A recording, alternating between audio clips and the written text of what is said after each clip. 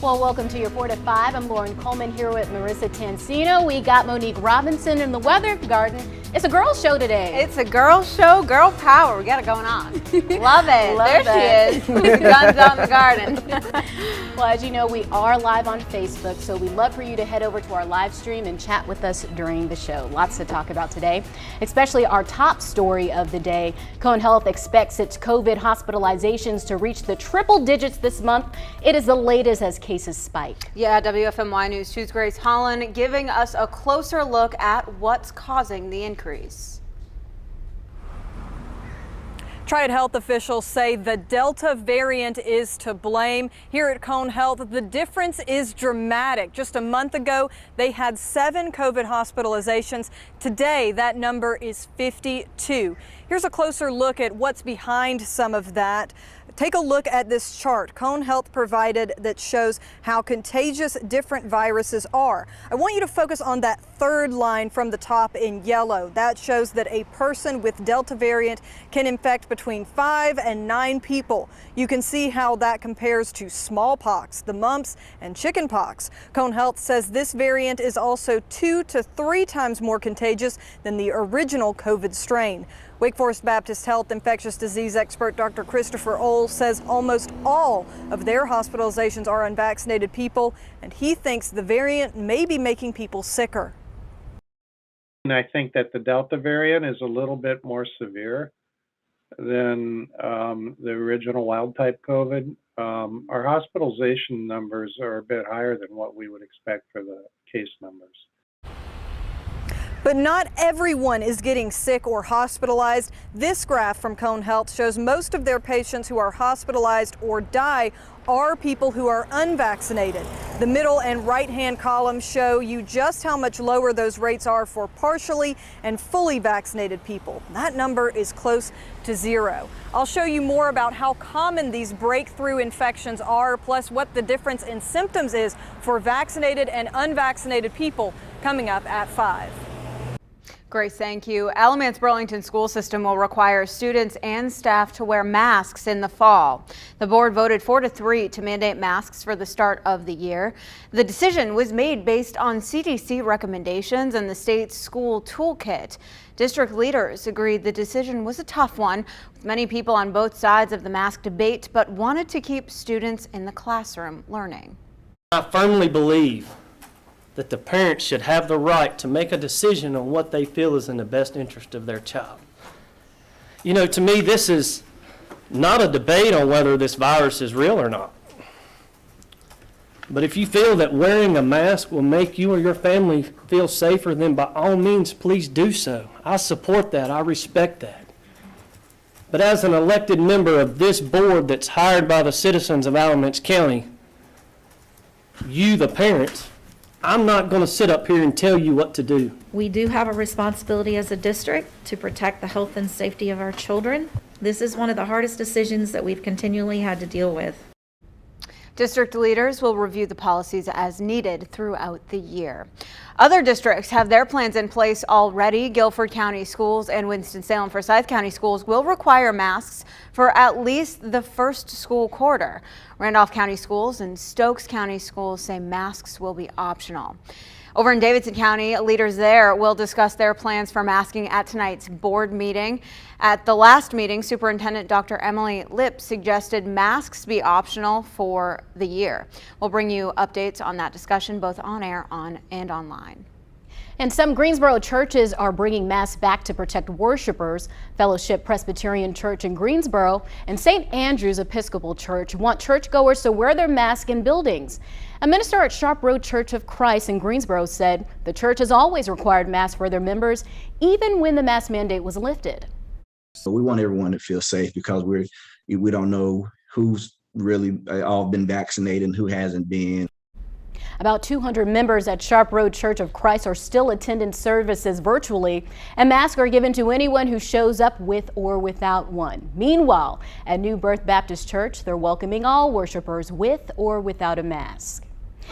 And the travel industry is picking up after leaders nationwide ease many restrictions, but international travel can still be tough depending on where you're traveling to and from. CBS News' Ian Lee takes a look at how much easier it is for fully vaccinated Americans to travel to the UK. It's an emotional reunion for families at London's Heathrow Airport. For many, they've been separated for almost 2 years by an ocean and pandemic. Oh, amazing. Surreal. Amazing. Really surreal. It's a big day. It's a big day. Fully vaccinated Americans can now travel to the UK without having to quarantine.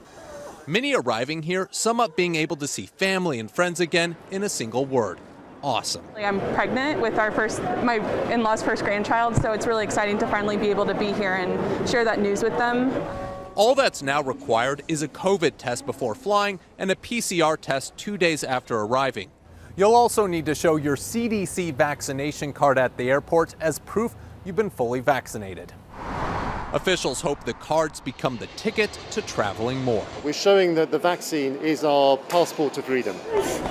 Freedom to fly into the arms of your loved ones once again.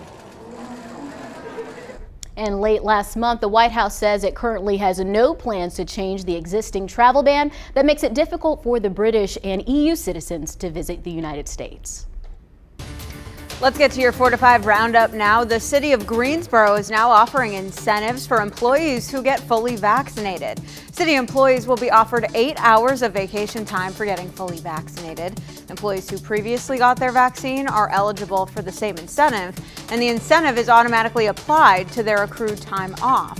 The city of Greensboro also announced face covering requirements in all city buildings starts this Thursday. Masks are also required in Guilford County buildings. Now over in Forsyth County, masks are officially required again in government buildings there. The change takes effect today. Masks will be provided for anyone entering the building without one. Winston-Salem is also requiring masks in city buildings as of last Friday. Florida reported its highest ever number of newly reported COVID-19 cases over the weekend, according to the CDC. Data showed the Sunshine State recorded more than 21,600 cases on Friday. That's the most since the start of the pandemic. Florida's weekly COVID report indicated the current percent positivity rate is just over 18%.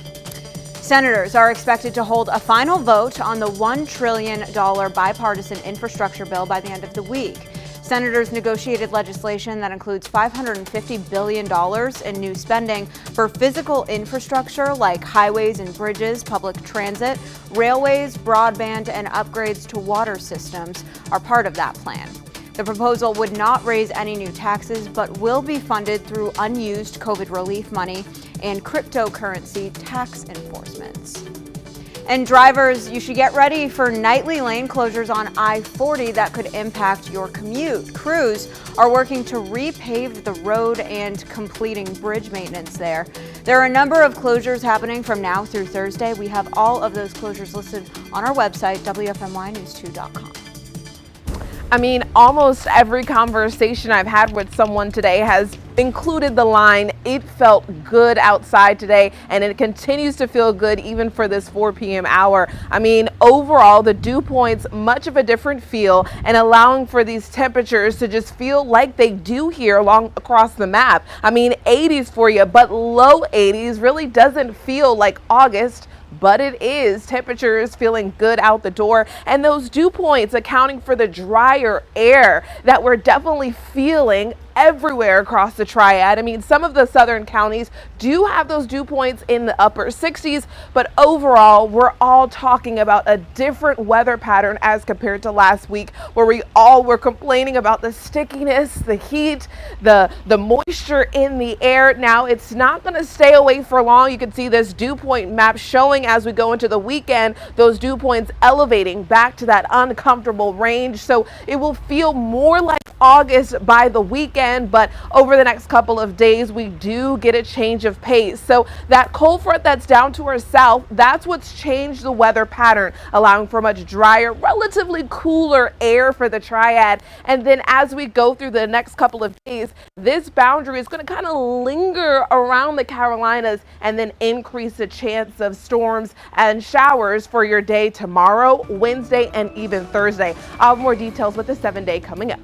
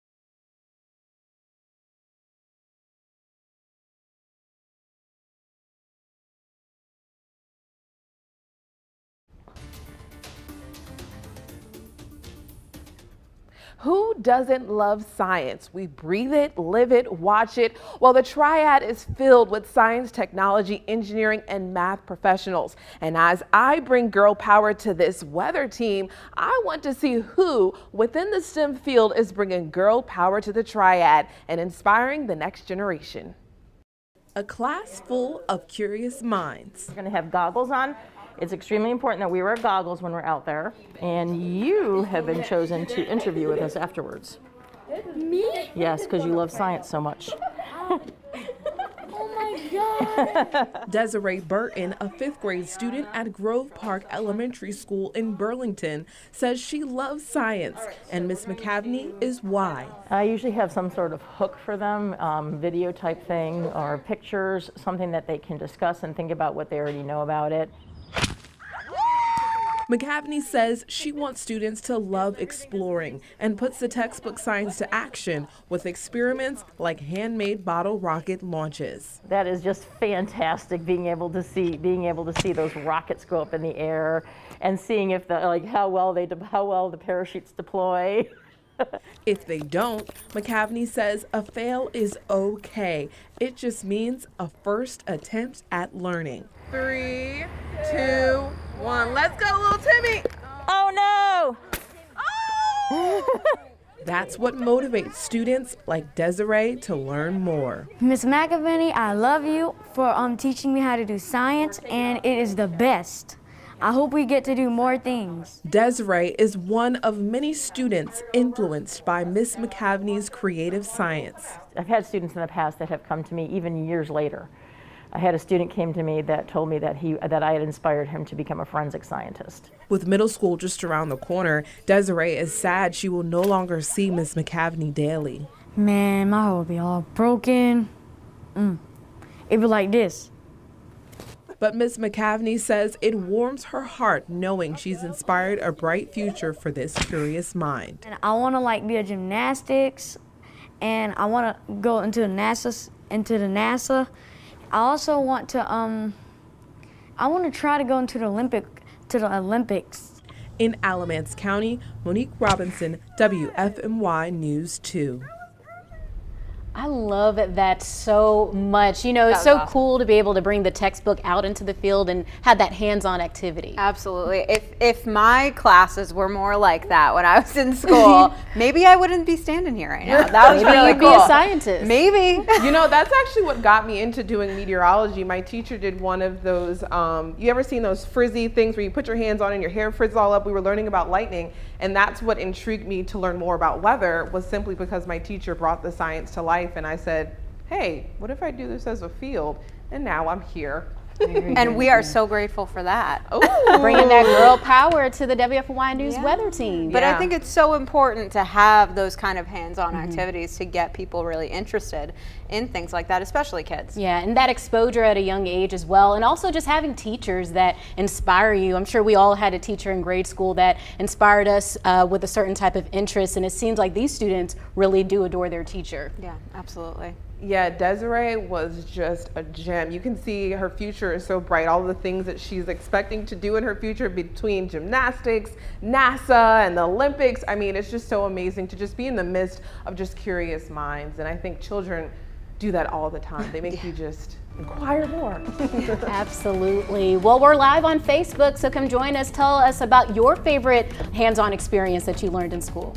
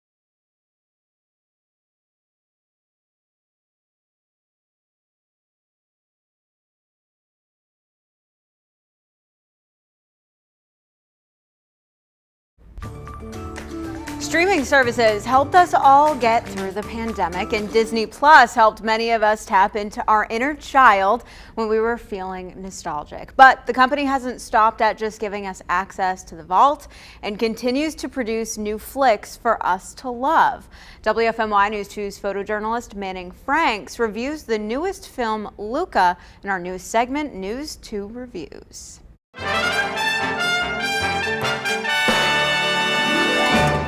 Who doesn't love Pixar? It's kid-friendly, yet universal storytelling offers a variety of emotions that can speak to people of all ages. LUCA continues that trend. However, not without its faults. There's just one thing. Out of towners, eh? No one can find out. Such it. Are you okay? We're good. Good. In this coming-of-age film, a young sea monster finds himself at odds with his family as he desires to go out and leave the confines of his dull life. In true Pixar fashion, Luca gets thrusted into the vibrant world of a small town along the Italian Riviera. There, he begins to enjoy his endless summer with his friends Alberto, a fellow sea monster, and Giulio, a young human girl with a determined spirit. All the while trying to hide the fact he is a monster of the deep, being hunted by the very humans that he lives with. While Luca shines on its own as an enjoyable and colorfully vibrant experience, it lacks the emotional heft of previous Pixar films.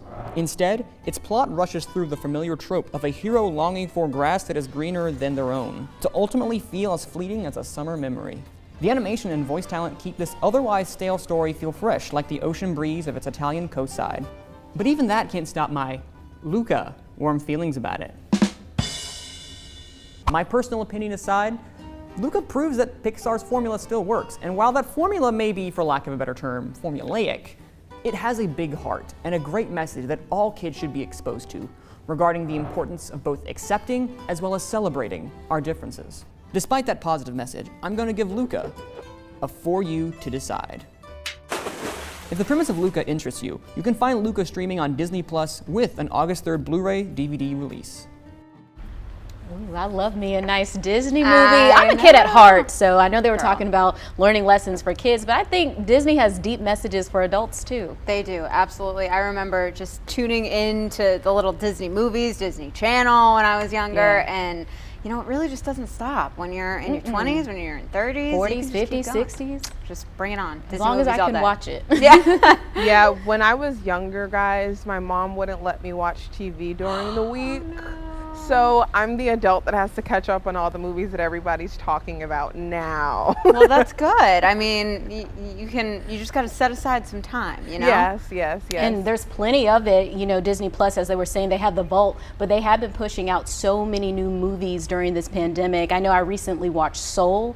I don't know if you saw that one. I love Soul. That's a good one for the family for sure. Wow. Well, I'll have to add that to my list. I'm very bad at watching movies, so I have to just sit down and take some time to catch up. Well, like I always say, this is another bonding activity for the 4 to 5. We can have us a little movie night. There you go. I'm determined to actually do these things and not just talk about them. Not to say So you're calling us out, Monique. I really do appreciate all the moments that we get to spend on the 4 to 5, but I'd love to take that outside of these screens, TV screens. There you go. We'll take the initiative and actually make this one happy. Yes. This could be a simple one. I'm an inaugurated 4 to 5 member now. Now that I'm with you guys. So. Yeah, you're an honorary member Honorary. at this point. But this week, though, this week may not be the best week to do indoor activity because, at least for today, it's nice to be outside while weather conditions are enjoyable. But before jumping into our weather here at home, I want to show you what development is occurring out in the tropics. We've been quiet for quite a while now, and this small disturbance that's right off the coast there of Africa does have a 20% chance over the next 5 days, but continuously watching the tropics as a whole as hurricane season is underway. Our satellite and radar showing much of the activity in relationship to the Carolinas well off to the east, not here at home. So looking like a good night for an outdoor dining. And you can see this flash flood risk does change shape as we go into the day tomorrow, this graphic here. So we are under a marginal risk for potential flash flooding on the low end of things. So we are looking at the chance of some potential rain and flooding for tomorrow. Here's a look at that full forecast showing it all here for you.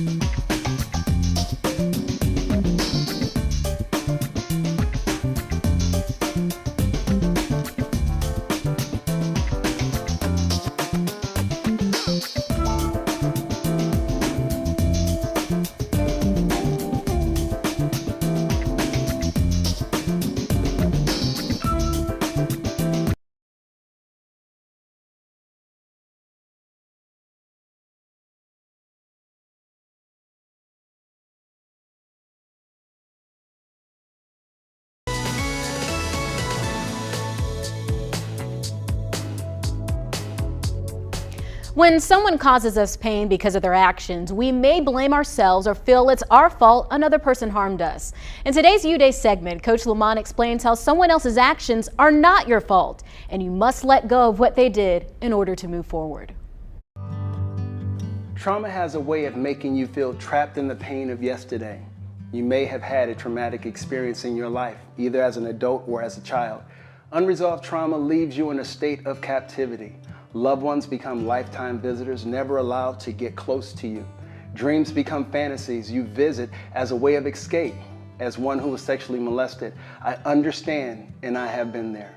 Don't be afraid to reach beyond the bars of the mental prison to obtain the freedom that you deserve. What was meant to destroy you no longer has power to keep you bound. This is me tossing the keys to the cell. Unlock yourself from the mental prison. It was not your fault. You don't deserve to pay the price for the actions of others. You are free to come out and live. This is Coach Lamont reminding you to have your best U-Day. I'll see you tomorrow.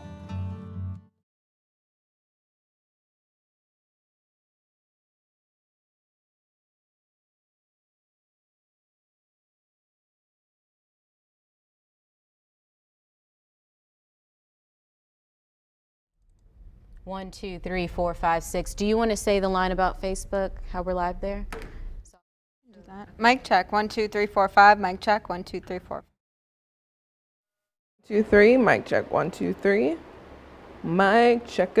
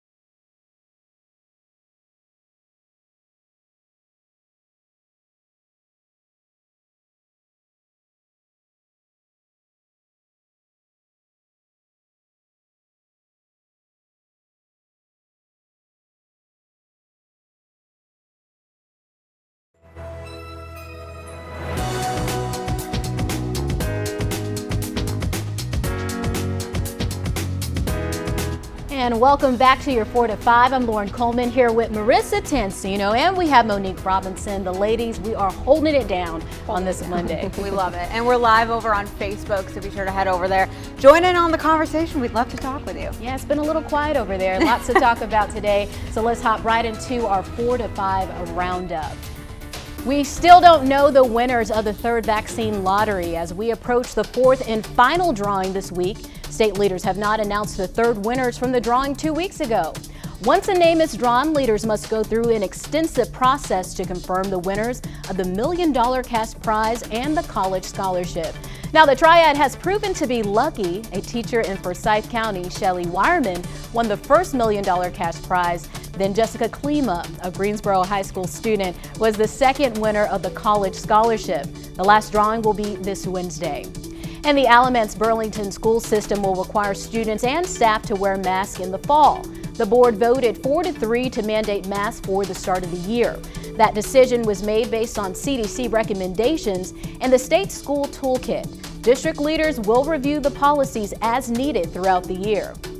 And Target is the newest retailer to alter its mask policies. The company will require masks for all workers in counties noted by the CDC as having substantial or high risk of COVID-19 spread. Stores will continue encouraging customers to wear masks in those locations, but is not requiring masks. The Triad is listed as having that high spread according to the CDC map.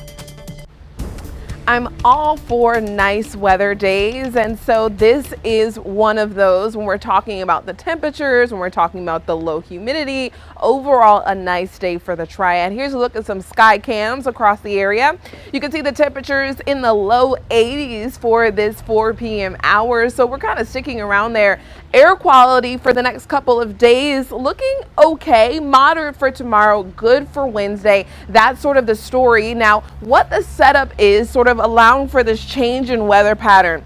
A cold front moved through, moved south of us. Behind it, left behind these lower humidity values that we're seeing, those dew points and more comfortable conditions, as well as slightly cooler temperatures. Now, this boundary is kind of going to sit around us over the next couple of days and increase the shower chances for us. Tuesday looks like more of the wetter day as compared to the next couple of days thereafter, but not looking like an overall washout. So here's a look at those rain chances over the next 5 days. Tuesday, as you can see, the highest level, and then we do have some on the days thereafter, but not as high as compared to Tuesday. So here's a look at that full 7 days, showing it all here for you. I haven't gotten to really show you guys the full 7 days, so I want to take my time getting to show you these numbers and values on here. So the rain chances for Tuesday, allowing for a cooler day, so more cloud cover as well as shower chances allow for cooler numbers by the afternoon. Wednesday and Thursday, you can start to see those numbers climbing near the 80s towards the end of the week, and then we're back to a very typical summer-like pattern for the weekend. So hold tight to the weather conditions today. That's why I'm encouraging all of you out there to enjoy it, because it's not going to be like this for quite a while. You can see we're trending back towards the numbers and values that we're used to seeing this time of year by the end of the weekend and start to next week. You see the 90 on that forecast? That forecast is not broken. We're taking a roller coaster ride on the upward trend over the next couple of days. So we're feeling the 70s to start out and 90s by the end. We are all familiar with the ASPCA commercials asking for donations to support finding homes for abandoned and abused animals. But a new investigation reveals the money people donate is not going where they think it goes. It turns out local SPCAs are not affiliated with the ASPCA, and the money people donate does not help local shelters. I will be the answer. The heartbreaking commercials are almost impossible to ignore. Sarah McLaughlin singing to images of suffering animals and making an urgent appeal for donations to the ASPCA. Will you be an angel for a helpless animal? After debuting more than a decade ago, the ASPCA's revenues tripled and its staff doubled, making the ASPCA one of the nation's leading animal charities. In our minds, the more money we could raise, the more animals we could help. So we were happy. Joe Sullivan was an executive vice president at the ASPCA when those commercials came out and was part of the team that created them. Now she works for the SPCA in Houston. It is frustrating on this side of the table to realize that a bulk of our time and our staff time is spent trying to explain the difference between national and local. We need our donors and the people in our community to know where their money is going. Gary Rogers can tell you where donations to the ASPCA are not going. I don't know how they can put their head on a pillow at night, knowing that there are so many animals out here that money could be used for other things. We save their lives. Rogers is president of the Nassau County, New York SPCA, a local charity that fosters animals, investigates abuse, and rescues animals in danger. One of the major problems that most SPCAs have is that the ASPCA does not fund these agencies. Wait, the ASPCA doesn't fund you at all? No, we receive no money from them at all. We spoke to more than 24 local SPCAs across the country. A few had received grants worth a few $1,000s from the ASPCA, which they had to apply for. Most, like Sullivan in Houston, And Rogers in Nassau County had received nothing. No SPCA across the country is part of the ASPCA. I would think a lot of animal lovers, pet lovers, would assume the ASPCA is some sort of umbrella organization. No, they're not. They're absolutely not even close to it. In 2019, the ASPCA took in nearly $280 million. The ASPCA says 77 cents of every dollar goes towards supporting the charity's mission. They say, hey, 77 cents at every dollar goes to programming expenses. The devil is in the details when one looks at spending. Brian Mittendorf teaches nonprofit accounting at The Ohio State University. He says about 40% of the ASPCA's operating expenses went towards hands-on help with animals. I guess the big question is there a disconnect between what donors are putting money into and what that money is being invested in? Your $19 monthly gift could mean the difference between life and death. We decided to look at how that $19 donation is being spent. According to the organization's tax forms, we found nearly $8 of each $19 donation went towards hands-on help with animals. Nearly $7 went towards mission-related public education and policy, which includes telemarketing and direct mailings. Another $3.50 went towards other kinds of fundraising. The rest, towards management. In 2019, the ASPCA CEO Matt Bershatker made more than $840,000. That's more than the CEO of the American Red Cross, a nonprofit 10 times bigger than the ASPCA. We urgently need 3,000 new donors so we can rescue more animals. Outside of New York and 3 other cities where it offers local services, the ASPCA has to deploy its animal rescue unit to directly help abused animals, something it did 7 times in 2019 to 6 states. The ASPCA provided grants to some local animal welfare groups across the country.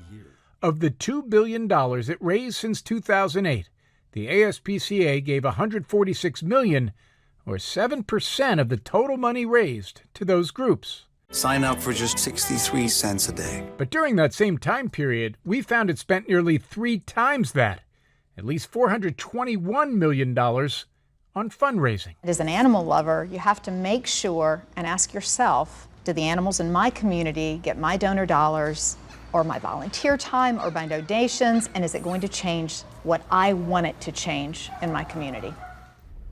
The ASPCA declined our request for an interview, but said in its own 2017 survey that 84% of ASPCA donors also donated to a local animal charity. What that survey didn't ask was if people understand that local organizations with SPCA in their name are not in any way affiliated with the national ASPCA. Now that is very interesting. I think that this investigation just goes to show the importance of doing your research, no matter where you're donating to find out where that money is going, what it's actually used for, because I'm sure a lot of these people that were donating to the national organization probably thought, hey, it's probably gonna help the animals in my state too. Right, and we were talking when the story was running, I had no idea that SPCA, local SPCAs were in no way affiliated with the ASPCA. Yeah, I didn't either until this story. Yeah, so it's important to do your, your research and look into things if you're not sure exactly. Yeah, for sure. Whenever I see those commercials and even seeing that video play, it's so heart-wrenching to see those dogs. I'm a dog lover, so whenever I see that, I'm just like, I want to give, but Lauren is so right, and you as well, Marissa. It's really important that you dive deeper to make sure your dollars are going to the right place. Yeah. And it was hard to see all those animals hurt there. But so cute. So cute. Make sure you do your research. Make sure that your money is actually going towards the cause that you hope it's benefiting. Yeah.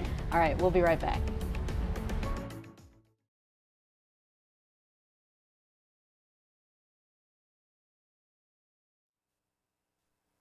All right, I am talking about pandemic photos, how to make them great.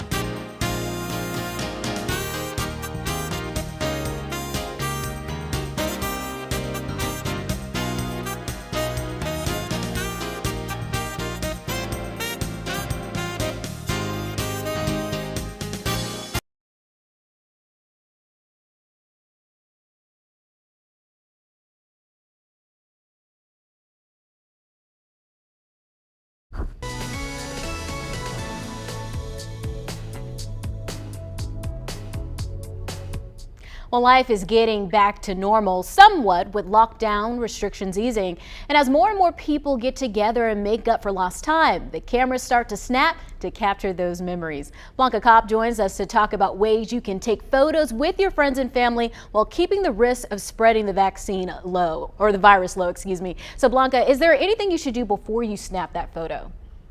Oh, yes. Like before the pandemic, what happened? You're out with friends or family. Someone would pick up a phone and say, get together, right? And they just hold up the camera. You can't make those assumptions anymore because different people have different levels of comfort when it comes to social distancing. So what's the suggestion if people want to maintain some level of social distancing? Well, there's a trick that you can do. So you can stay apart, but lean in. So you notice how I lean into the camera? It looks like I'm closer to you. And that's actually what it's going to look like when people see the picture. So that gives you the perception of being close, but still being apart. Okay, so, you know, we all want to see those beautiful faces, but what if you decide to wear a face mask in a photo? Well, this is where you have to exaggerate those facial expressions, move those eyebrows, make those eyes bigger, and make sure to smile, because still the key to smiling is those twinklings of the corner of the eyes. All right, Blanca, thank you so much. If you want to hear these tips again, you can find them on our website, WFNYnews2.com. All right. Well, I don't know about you guys. Do you remember the selfie stick? Yes. I feel like that would be a great way to maybe, because you use it to get more people in the picture, but if you want a social distance, you know, just use the selfie stick and stand like 6 feet apart. That's a great idea. And like about the face mask and like emphasizing the smiles in your eyes, because I feel like whenever I take pictures with the mask on, I'm smiling. I'm like, can they even tell that I'm smiling underneath this mask? So you really have to make sure you're showing that smile. Yep. I feel like no one can see if I'm smiling. Like when I'm in the grocery store and I have like my mask on, right? And I'm like smiling, I feel like they're looking at me like, what is she looking? I'm trying to smile and say hello, but you can't really see with the mask on. Yeah, it's hard. You got to practice those eye exercises with your eyebrows to make expressions. The grocery store thing is funny because I think when we pass people, we naturally just do like a smirk. And I'm like feeling like I hope they know that I'm smiling at them. Right, So not maybe just staring at them. I'll just start smizing everywhere I go. There you go. It's a good way to do it. I definitely do think the selfie stick is probably the best problem-solving solution. Well, I'm glad that I thought of it. I don't know. I need to go buy one because I don't have one. I lost mine. Great idea, Circa but I don't have it. 2012. It's gone.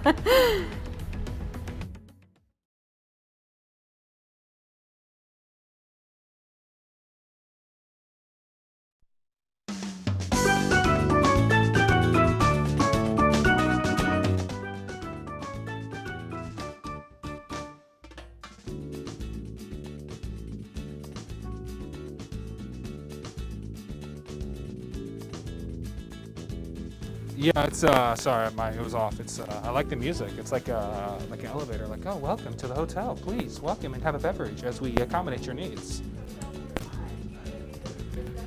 Hotel 4 to 5, baby. Okay.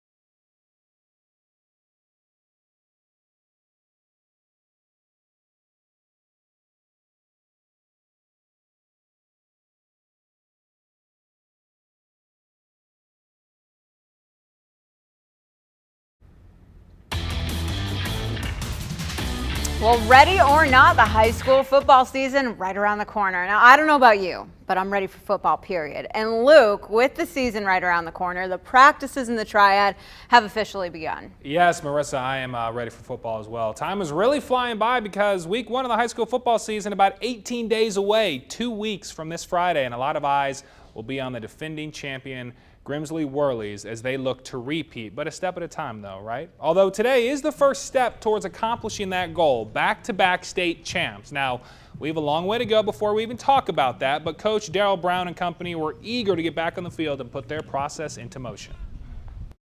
Yeah, it's very special to get back and get started, you know, just because we got a lot of different guys in some key positions, and this is their time to show what they can do. And as a coaching staff, we're excited and ready to go with this group of guys. And it's a new team, new season, so we're excited for these guys. We'll set goals with them as we move forward, and we're just going to be focused on being the best we can be for this group of guys. You know, our goal by the end of the year is to be playing for a championship, and if we do those things and stay healthy, then I think we'll have a chance.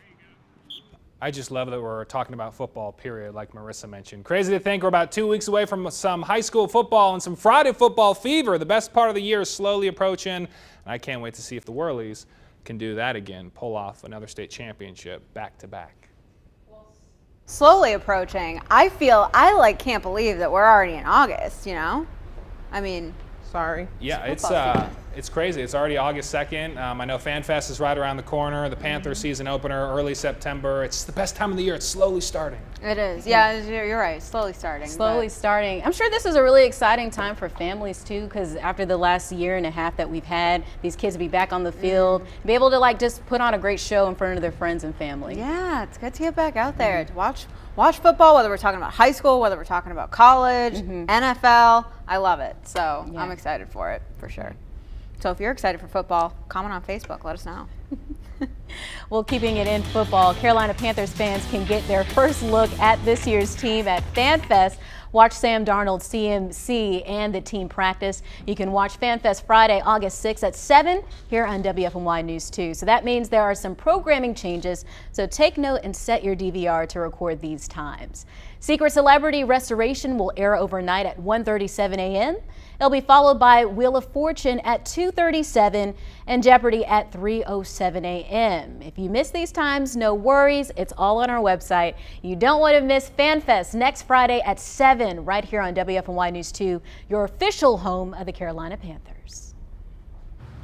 All right, so yes, it is a nice day outside, but a lot of folks are probably like, okay, it's nice today, but how long is it going to last, Monique? I mean, are we going to feel this way tomorrow, or is it going to be much different? And if you like today, well, I'm sorry, weather conditions are going to be different tomorrow. Some locations already seeing different skies. This is a time lapse of Appalachian State where you can see those cumulus clouds moving through, giving way to additional cloud covers to end out this 4 p.m. hour, and you can see really blanketing the sky there. Much different picture here in the metro area. You can see Guilford County dry, Winston-Salem, Burlington, all clear here, but as we look towards the west, there are some additional clouds moving through there and some spotty showers. But here at home, not expecting that for tonight. However, tomorrow, that's when weather conditions can change. But we're going to hold on tight to today and these nice temperatures across the board, 80s for you.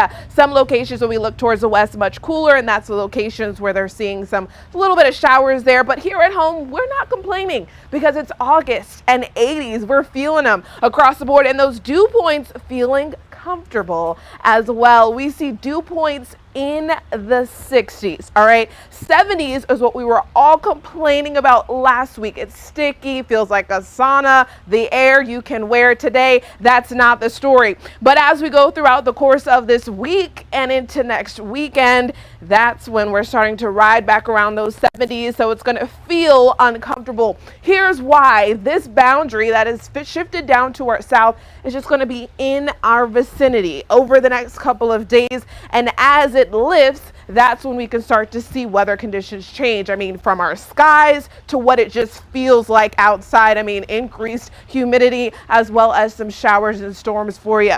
So you can see that time lapse by Wednesday, this boundary shifted a little bit further northward, and then we have this area of low pressure right along the eastern coast. The coast seeing much more activity than us. I think much of our eastern areas seeing way more rain than us here at home, but we do see elevated rain chances over the next 5 days. Tuesday, I believe, over the next 5 days will likely be the wettest, but not a washout, definitely scattered showers and storms. Now we are into hurricane season. We've been quiet for a while, so I know folks are like, okay, what's going on out there? Where there is now this small area of disturbance that's just off the coast of Africa, does have a 20% chance of development over the next 5 days, a very low chance. But again, we are in hurricane season, so we can expect some tropical development. Here's a look at that 7-day. Here's a look at that full forecast for you. All the numbers put into perspective for you. Lower and cooler to start for tomorrow, but we're riding on up on this roller coaster of temperatures reaching near the 90s through the start of next week. So overall, showers and storms for you for tomorrow, but then we're trending drier and warmer and more humid by the weekend.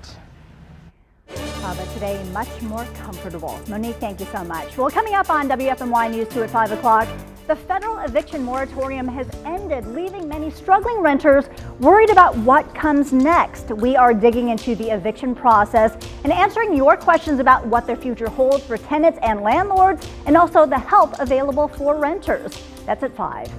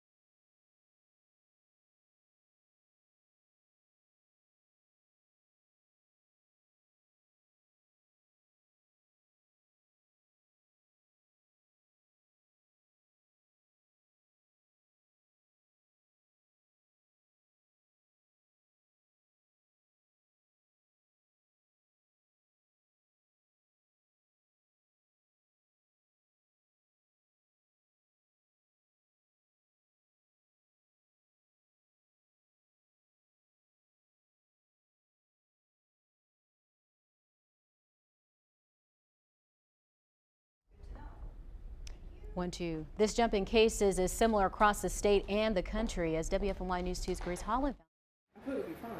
Hi, hello, mic check, 1, 2, 3. 1, 2, 3. Cali, at the beginning of July, 7 people were in Cone Health fighting COVID-19.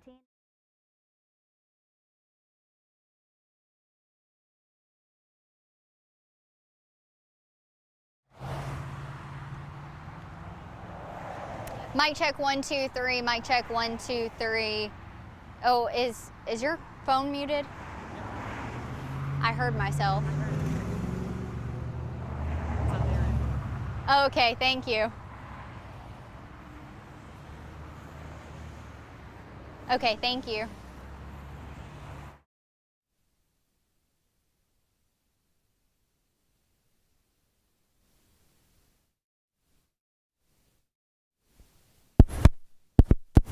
Check.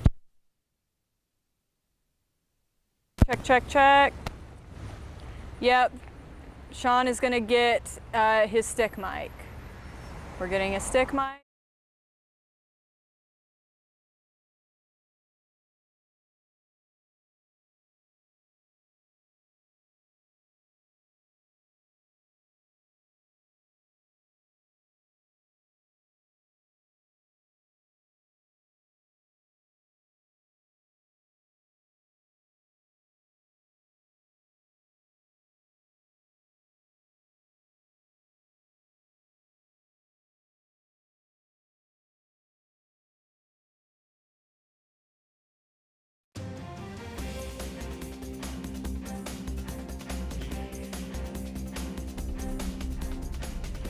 At the beginning of July, 7 people were in Cone Health fighting COVID-19. Now that number has jumped to 52. Metrics are going up because of the highly contagious Delta variant. And this jump in cases is similar across the state and country. As WFMY News 2's Grace Holland found out, most of the patients are unvaccinated. Cone Health says only one of those 52 patients hospitalized did get the vaccination, and the rest are unvaccinated, as 90% of their hospitalizations have been since the start of the year. Other Triad hospitals say they are seeing a similar pattern where vaccinated people